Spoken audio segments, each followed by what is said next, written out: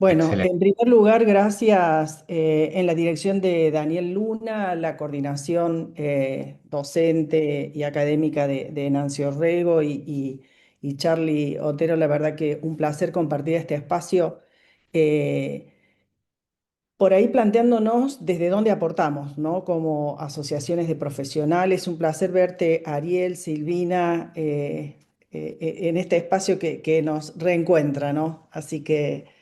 Bueno, eh, desde la Asociación Médica Argentina comenzamos a trabajar un espacio para repensar qué rol tenemos los profesionales de la salud frente a esto de eh, es un problema de los informáticos, compro un software determinado, esto es el programa que me adjuntaron, o me involucro en esto y veo cómo puedo participar.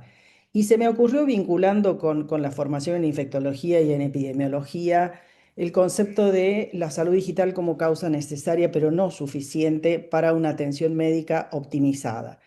Y en esto quería plantear fuertemente, revivir, por supuesto, los postulados de Koch, el padre de la bacteriología moderna, donde empezó a ver que si el bacilo de la tuberculosis estaba, teníamos enfermedad, pero no siempre, aún estando, teníamos enfermedad, y comenzó a hablar de este concepto de causas no necesarias, pero no suficiente. Después se comenzó a vincular con la múltiple causa, con otros epidemiólogos que siguieron esta misma línea. Y a mí me encanta la posición que hace un latinoamericano ecuatoriano contemporáneo, que es Jaime Breil, que es un epidemiólogo crítico, crea la disciplina la epidemiología crítica y habla fundamentalmente este concepto de un enfoque basado en la determinación social de la salud en América Latina, ¿no? Y habla de que pensar que un germen produce una enfermedad o que hay múltiples causas es darle un sentido único, simple, reduccionista, que no permite ver las condiciones estructurales y de vida profundas de la población que garantizan que se termine produciendo una enfermedad o no.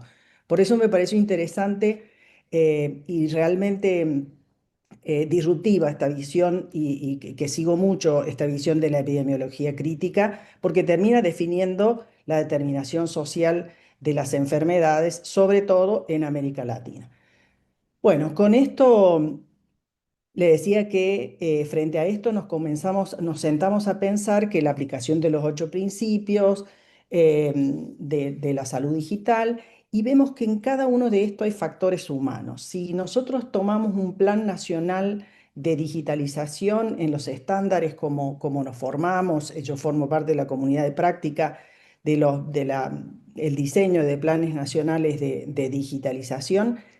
Decimos que necesitamos inversión, que necesitamos averiguar y ver qué intervenciones digitales se pueden hacer, necesitamos adherirnos a estándares y a interoperabilidad, necesitamos infraestructura, necesitamos vincularnos a la legislación, compliance, políticas, éticas, liderazgo y gobernanza como un título fundamental, es decir, necesito definir como ministro, como gobierno, como dueño de una institución privada, que esto va a ser una prioridad.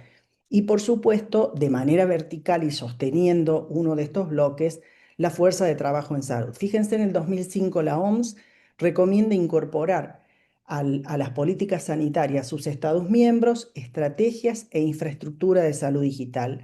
¿Para qué?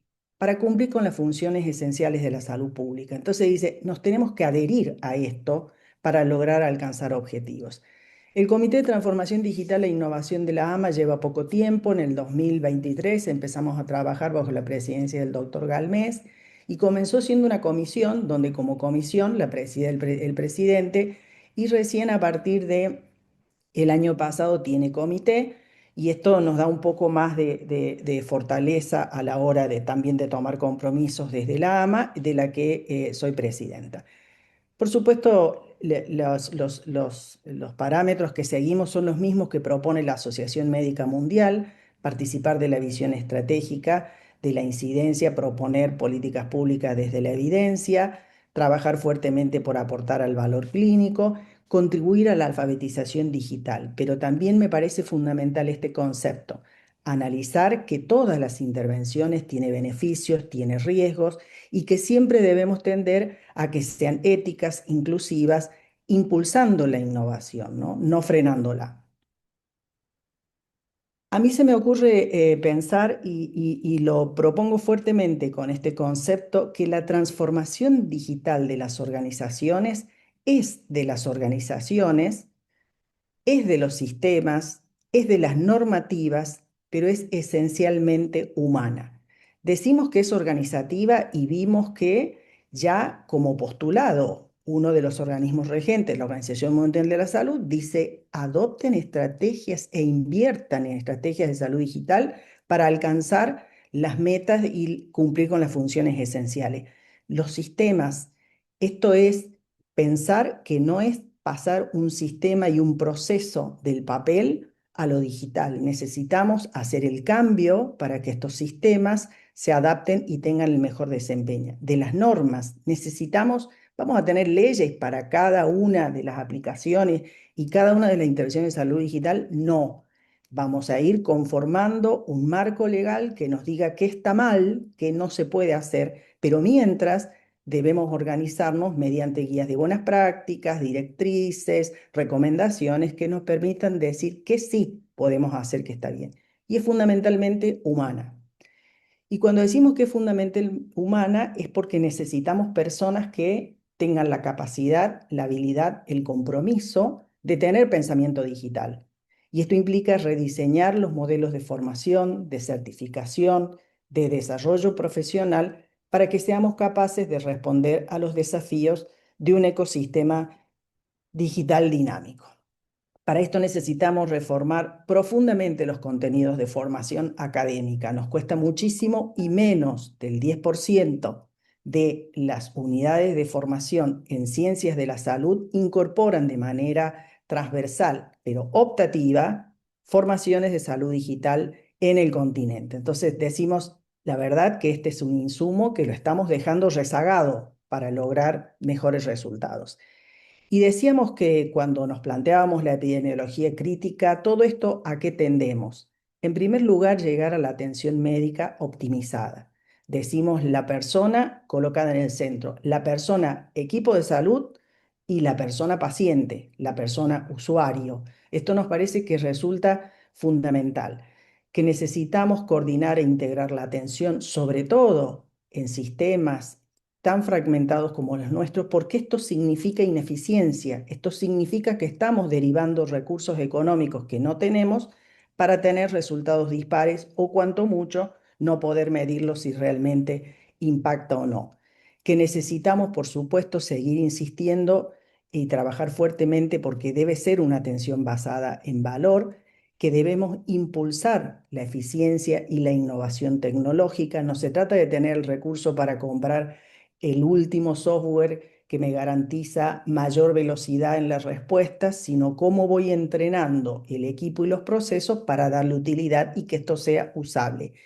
Y también creo que es importante este concepto que plantea el Instituto del Modelo de la Mejora de Boston, que es tender a la quíntuple meta. Y esto implica tratar fuertemente que esto tiene un impacto en el ambiente, el consumo de energía es atroz cada vez en estos sistemas y lo tenemos que incorporar como un insumo también para tener en cuenta cada vez que incorporamos uno de estos procesos, pero también la quíntuple meta, cuando hablamos de calidad y seguridad, habla del bienestar del equipo de salud. Y esto me parece que es fundamental seguir trabajando para que insistamos con sentirnos cambios. La pregunta que nos tenemos que hacer es si estamos preparados los profesionales de la salud para la transformación digital. Y fíjense que en el 2016 la Unión Europea, con los conceptos educativos, tiende a conformar unas 5 áreas de conocimiento que después, con la literatura sanitaria, termina conformando 6 competencias y 26 subcompetencias, ¿no? Y dice, ¿qué significa que yo tenga recurso humano con competencia digital? Primero, interpretar que partimos propiciando la alfabetización digital y hablo un concepto fundamental acá, interpretar qué es el ecosistema. de la salud digital, porque nos forman para un germen, produce una enfermedad, un medicamento cura un síntoma, un signo, un síndrome, pero el ecosistema de la salud digital implica ver la película completa. El otro concepto habla de trabajar fuertemente por la calidad, por la validez y la confianza. Y decimos, pero si siempre trabajamos para tener base con evidencia, para buscar guías de buenas prácticas, sí, pero la velocidad con la que accedemos ahora probablemente no tiene tiempo de pasar por todos los filtros con lo que nos hemos formado tradicionalmente. Entonces decimos, tengo acceso a la información, tengo que certificar que esto sea confiable y de calidad, que tenga validez. Trabajar fuertemente en la comunicación sanitaria en red, y esto implica incorporar las TICs, pensar fuertemente en la ciberética de manera transversal y hablar de privacidad en todas las instancias que yo interpreto un ciclo y un intercambio de información, crear comunidad científico-sanitaria. La pandemia nos vino a poner de cabeza y hoy tenemos hermanos y hermanas en todo el mundo hablando de compartir documentos, de compartir muestras y de compartir resultados. Un trabajo colaborativo en red y llega a la última competencia que habla de análisis y manejo de datos. Yo diría, pero si siempre nos formamos en esto, ¿no? Analizando si tengo población femenina que se enferma del corazón o no. El volumen y la velocidad con la que debemos cargar y trabajar todo este tipo de datos requiere otra habilidad distinta a los tiempos en la que nos hemos formado tradicionalmente. Entonces, trabajar fuertemente por las competencias digitales debe ser uno de los objetivos de las organizaciones de profesionales. Y a mí me pareció muy interesante vincular en el año 25 el Banco Mundial se comienza a preguntar de nuevo una vieja pregunta que nos hacemos todos los que hacemos salud pública hace tantos años: ¿cuándo alcanzaremos la meta de la cobertura universal de salud? ¿No? Todos queremos la cobertura universal de salud, se invierten muchos recursos para esto y sin embargo tenemos más del 32% de la población mundial fuera de alcanzar la cobertura universal de salud. Y fíjense que comienza a hablar de un concepto, por eso me pareció interesante vincularlo. Habla de una red de aprendizaje conjunto. No es si yo cumplo con las pautas para acceder a la cobertura universal, es el recurso humano mentalizado y formando parte de un objetivo común. Y habla que para alcanzar la cobertura universal necesitamos desafíos comunes, aprendizajes de pares, cosas que lo que estamos en el ecosistema de la salud digital transmitimos y compartimos mucho, co-crear herramientas digitales que desarrollen manuales de prácticas y forma en conjunta, implementación adaptada de los países. Y fíjense lo que ellos analizan en esto también, ¿no? Fíjense lo que habla, que muchas veces los ministerios de salud son muy celosos con sus datos y que siguen trabajando en silo y que con esto no vamos a alcanzar la cobertura universal, que necesita trabajar fuertemente de manera colaborativa con gobiernos que tengan agendas digitales que trasciendan los circuitos políticos o los tiempos políticos para que esto se forme, y habla fuertemente de hablar agencias de salud digital. Esto me parece trascendente porque si no parecería como que un área de modernización se encarga de los datos del gobierno abierto y nosotros seguimos acumulando los datos en salud para ver si con esto obtenemos otros resultados.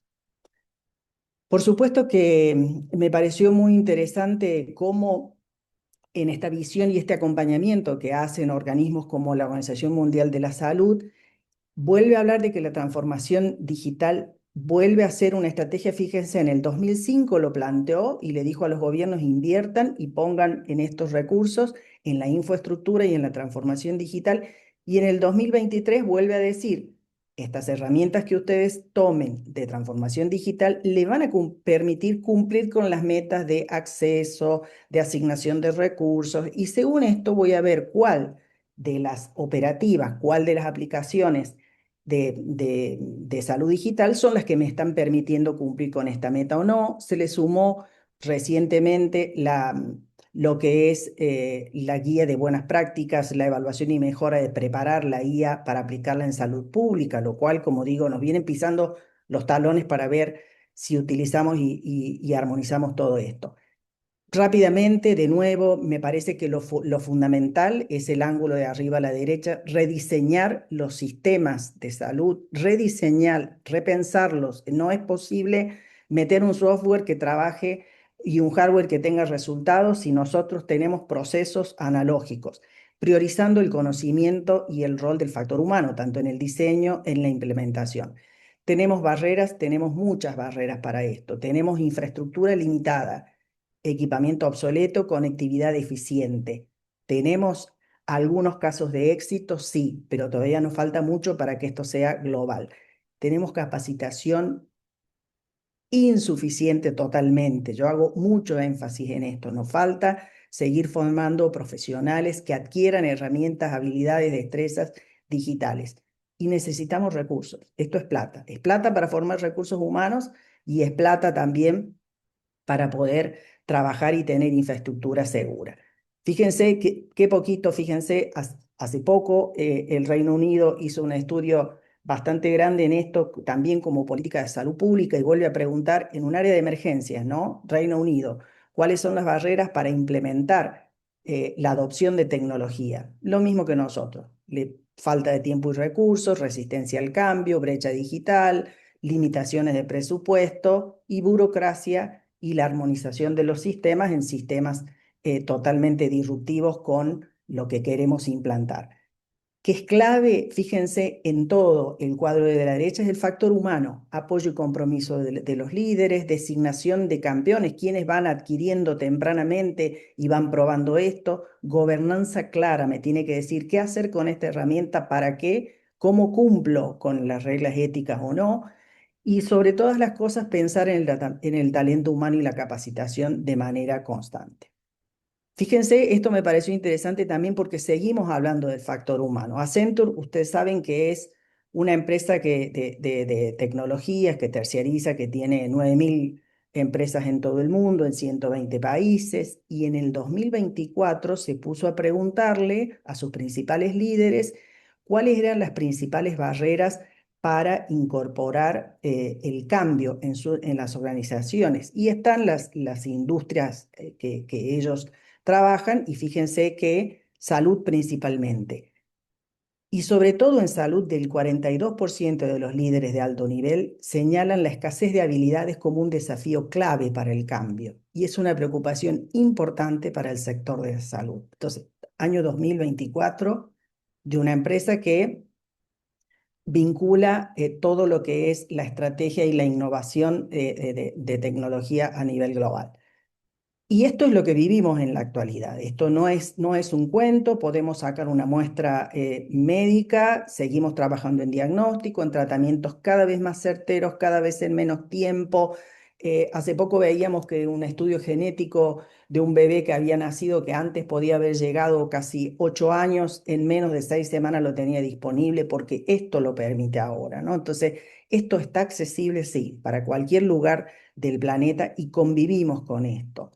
Ahora, también frente a esto, que compartimos tantos datos en esta estructura que tenemos, se agrega otro factor más, que es pensar en organizaciones basadas en el dato. Es decir, cambiar el chip de la pantalla anterior, donde decíamos, queremos organizaciones que provean insumos, que generen aportes para el mejor diagnóstico, más certero, para el tratamiento más probado, basado en valor. Hablábamos de diagnóstico, hablábamos de tratamiento, podíamos hablar de prevención, de intervención de salud pública.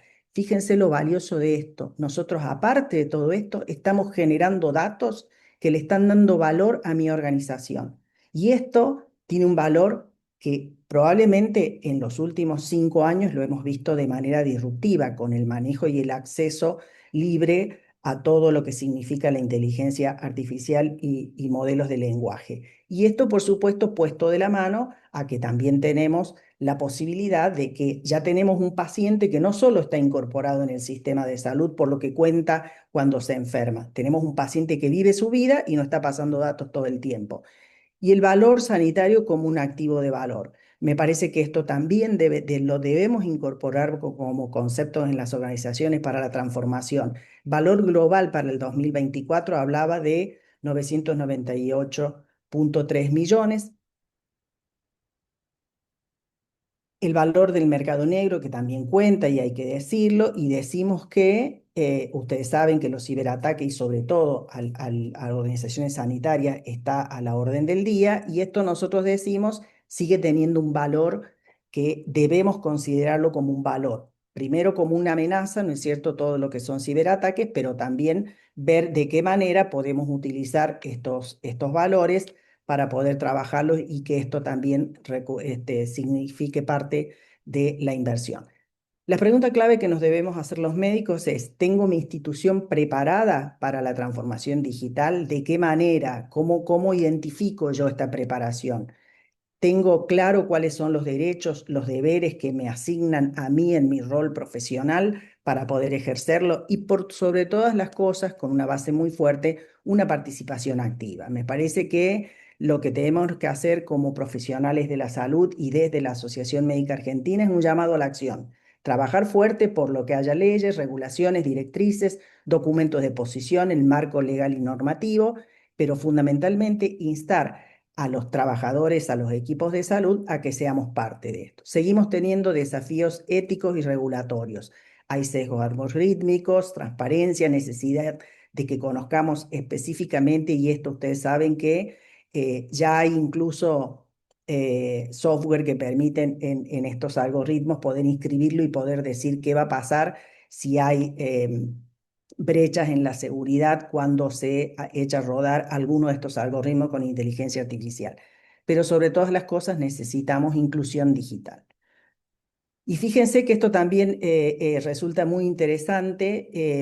El MIT puso a consideración cuáles pueden ser las instancias en las que yo puedo, la clasificación taxonómica de los riesgos de la inteligencia artificial. Y esto me parece también trascendente como herramienta, ¿no? Porque lo que tenemos que saber cuando yo estoy en el consultorio y me ofrecen a mí poder rodar y utilizar herramientas de inteligencia artificial para que yo pueda analizar mis casos, mis pacientes y todo lo demás, que esto no está libre de daño, que necesitamos tener alertas y fíjense cómo me pareció muy interesante cómo categoriza que esto puede ser humano, puede ser intencional o puede tener después del despliegue la incidencia del repositorio de riesgo de la inteligencia artificial, ¿no? Y también fíjense que Abad habla fuertemente del uso malicioso de la inteligencia artificial y habla a las organizaciones internacionales y a los países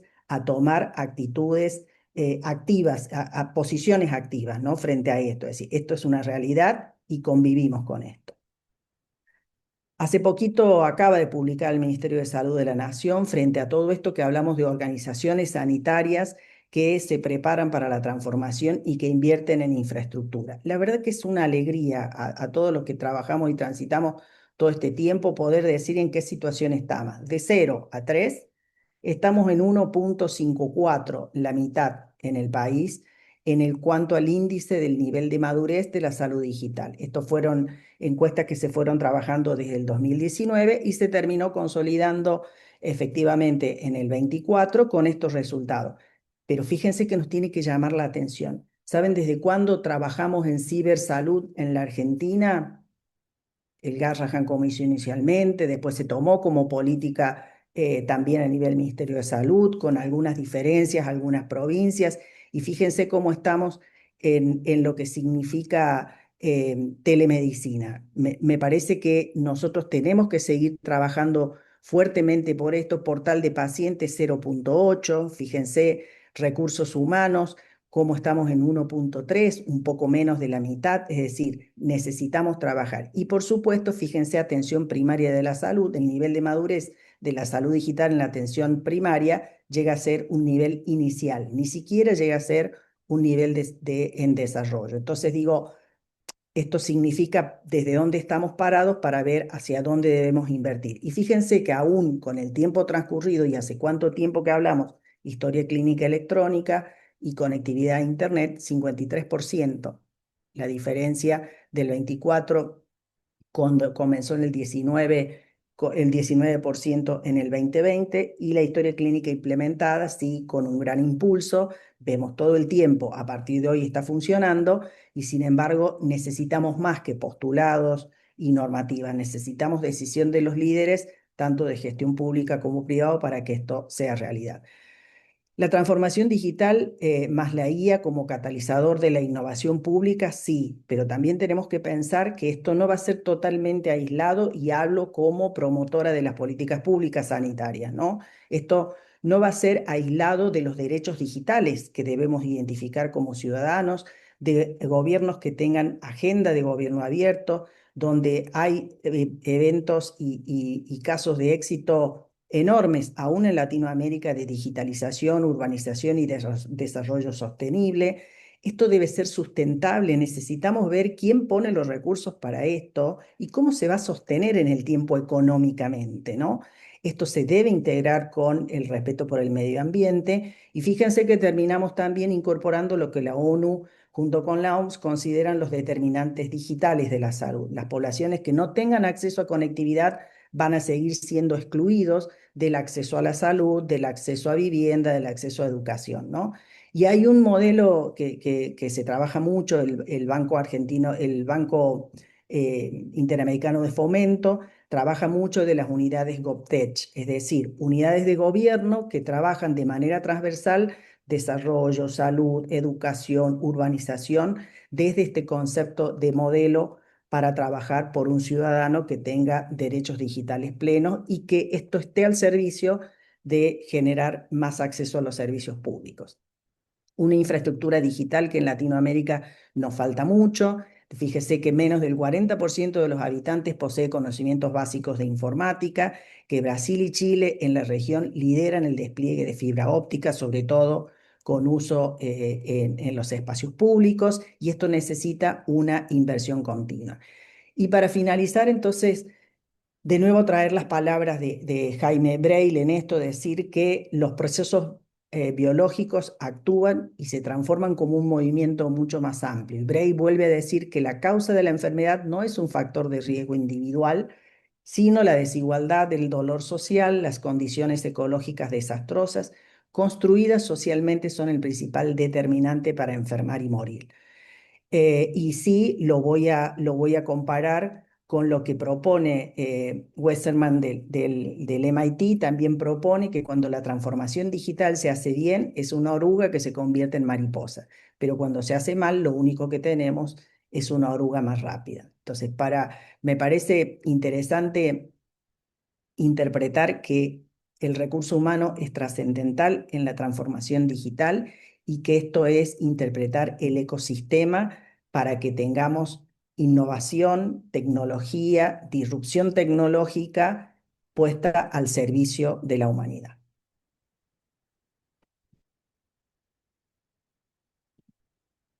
Muchísimas gracias. No sé si estoy bien con el tiempo.